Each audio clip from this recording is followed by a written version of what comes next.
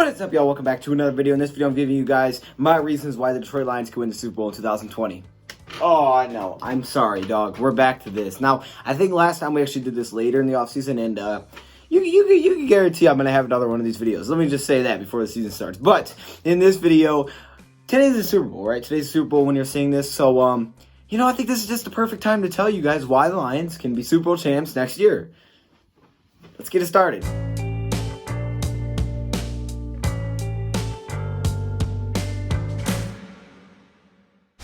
So yes, this video is going to be a lot more optimistic, kind of like my older videos, and I want to bring that back because the optimism is what this channel was built on. And I love being optimistic and believing in this team because personally, deep down, for some stupid reason, I feel like this team can win the Super Bowl next year. I know it's problems. I know a lot of people are like, oh, you're unrealistic and you're just going to get your hopes up and they're going to be let down. Yes, they probably will, but you know what? That's okay.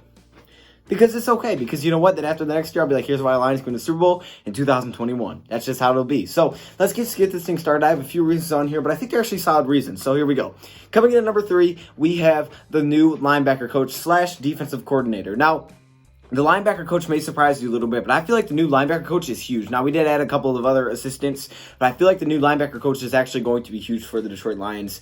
He's a well-known linebacker coach. I guess he's pretty well-known in the NFL, and he's one of the better ones. He has a good reputation, and now he's with the Detroit Lions from the Tennessee Titans, if you didn't know where he was from, and that is Tyrone McKenzie.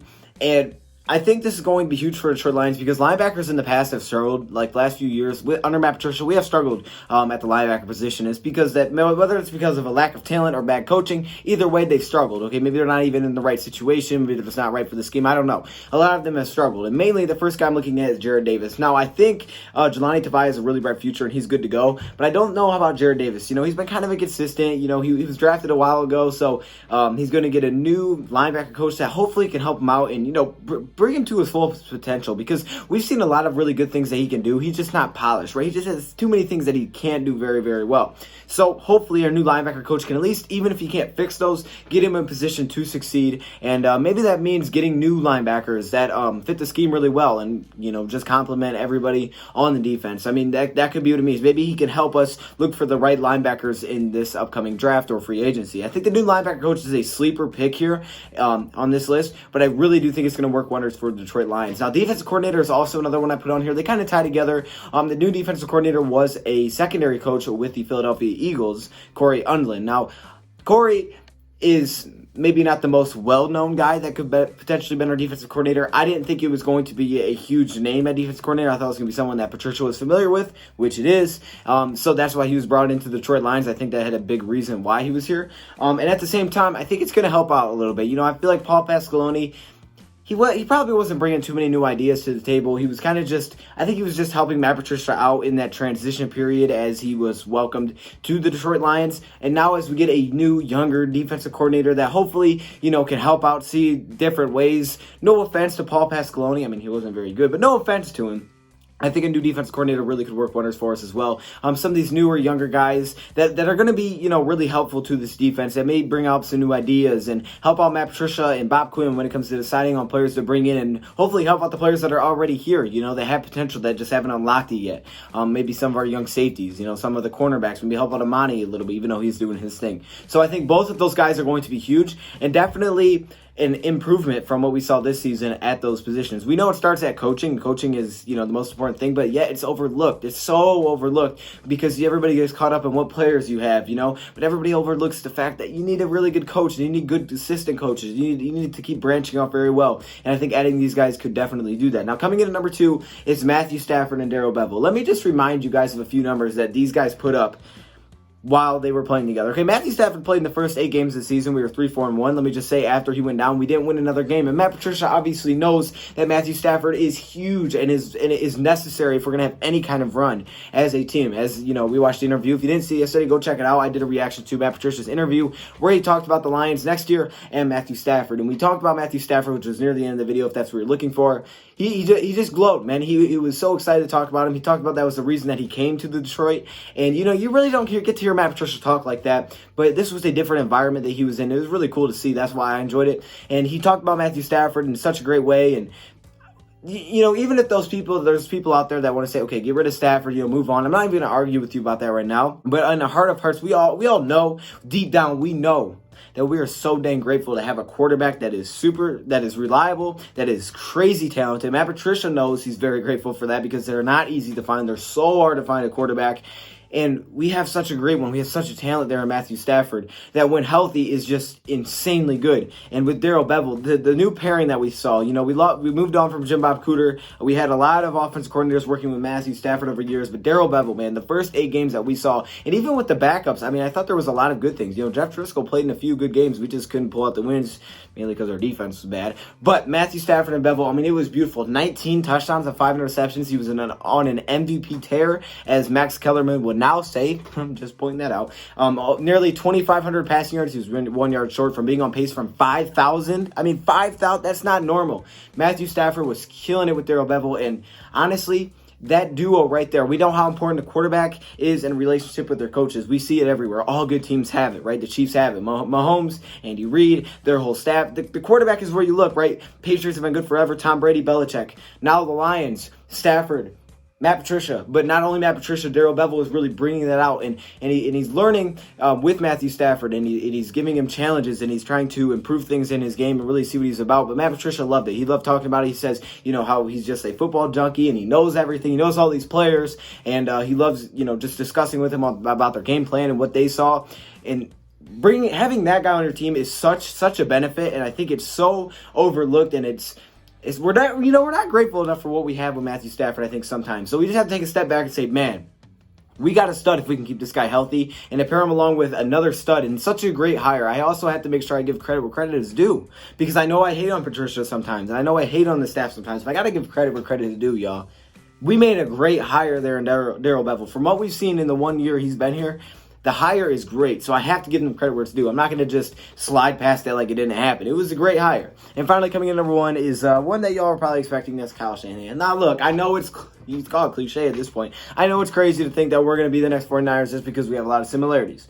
But dang, do we have a lot of similarities. Now, I'm not going to go through all of them. I'll point out a few obvious ones. The first one is that in Kyle Shanahan's third year, and Matt Patricia is now going into his third year, Kyle Shanahan's now in the Super Bowl after a terrible start with the San Francisco 49ers. Now, he came into the bad thing. That's a bad team. That's the only difference. We were 9-7. But if you look at it, though, record-wise, they had a 6-win season. And then in his second year, his quarterback, Jimmy Garoppolo, was out. He was just done for the season. So missing so much time. They were terrible. They won 3 games. They got the second pick in the draft. We won 3 games. We got the third pick in the draft.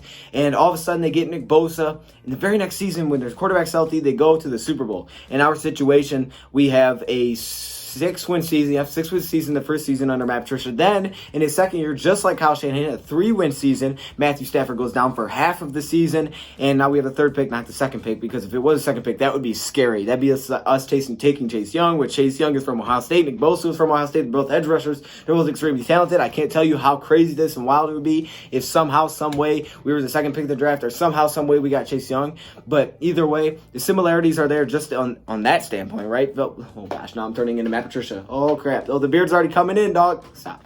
Okay, but seriously, the similarities between these two guys are crazy. They're so extreme.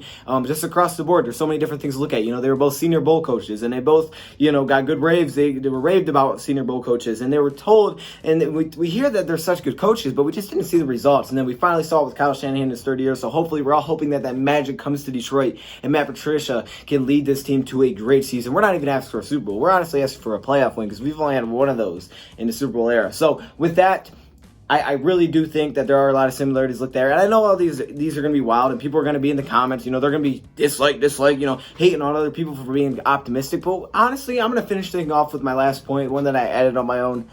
I added all these on my own, but this one's just now.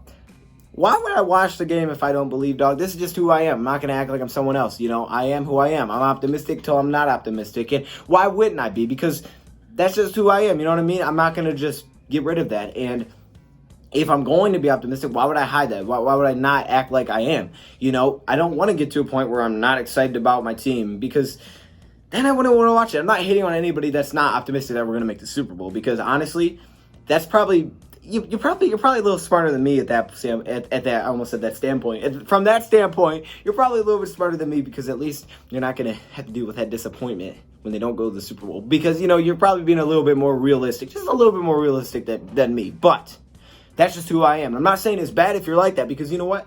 I understand. Most of you are older than me. So most of you look at this and like, oh man, we're not making Super Bowl. We might win 5 games next year. And you know what? That's okay. I mean, that's cool. As long as you still enjoy watching your team. But the way I enjoy watching my team is coming into it believing that this team is going to have some super high and crazy. They're just going to ball out. And that's how I like to look at things. And I know some people take that the wrong way. Like, oh, you shouldn't look that high. You know, that's your fault for having too high expectations. I've talked about that this year. I don't even know. It wasn't necessarily the playoff expectations, you know, it was just the fact that we were just that bad this year. I mean, this year was really, really bad. And I know, you know, if they don't go to the Super Bowl, I'm not going to come out here and be like, okay, they didn't live up to what they should have done. Because obviously, we don't look like a Super Bowl team. 3 wins to a Super Bowl is not normal. That's why it wasn't normal that the 49ers are there right now. So I'm rooting for the Niners tonight, by the way, just because of the fact that what happened. I mean, that would be so awesome to see. And I guess maybe that means we could repeat, you know. History repeats itself. I don't know. Maybe. You never know. But I will say, that's who I am. I'm going to be super optimistic about this season. And when I stop being optimistic, I'll stop being optimistic. But as long as I'm still feeling like that, and as I know inside of me that I believe that this team can really do some great things, that's how I'm going to give it to you guys. So if you guys don't like optimism, you don't like positivity, that's cool. You can comment below. Tell me what you think the record's going to be, that I'm crazy. Because trust me, I've heard I'm crazy a lot of times. And most of the times, you're exactly right. And you're probably going to be right about this one as well. But that's just how I am. So leave your comments below.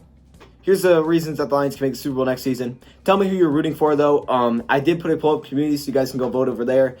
But yeah, I'm excited for a 2020 season. Even if it doesn't result in the Super Bowl, I'm still excited because these are so fun to do. Appreciate all of you guys for stopping around. Thank you, Prep, for watching, and I'm out.